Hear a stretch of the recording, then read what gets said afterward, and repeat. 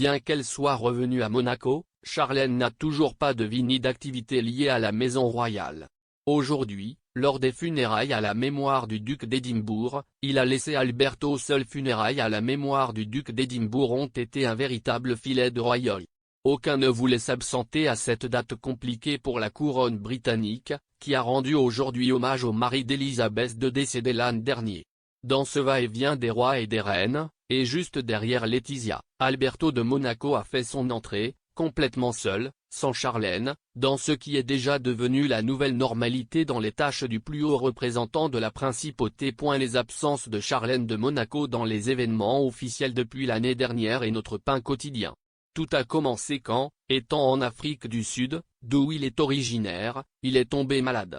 Une infection dont nous n'avions que très peu d'informations était à l'origine de son malaise, qui l'aurait soi-disant empêché de rentrer à Monaco avec son mari et ses 2 enfants. Ses amis étaient vraiment inquiets pour elle et ont laissé entendre qu'après 3 opérations, l'état de santé délicat de la femme d'Alberto était minimisé. De plus, ils ont fait valoir que, étant en Afrique du Sud, il a failli mourir dans l'une des interventions en raison d'une perte de sang. Ils ont également été les premiers à dire que l'athlète pourrait souffrir d'une maladie mentale.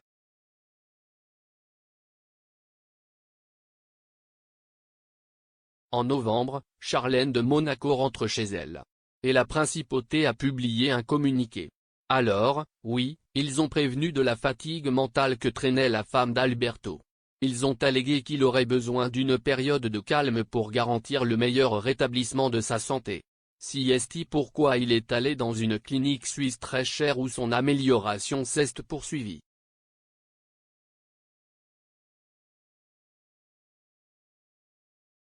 Nous savons maintenant qu'elle est revenue à Monaco, où elle continue d'être éloignée de ses fonctions royales, mais nous ne savons toujours pas avec certitude ses mots ou son lieu exact. Vous habitez le palais? Est-il installé à une autre adresse? Êtes-vous admis dans une clinique?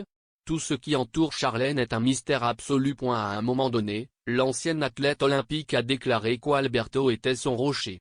Aujourd'hui, lors de funérailles d'État comme celle-ci à la mémoire du duc d'Édimbourg, vite tous que ne se sent pas suffisamment préparée ou mentalement assez forte pour le rock de son partenaire.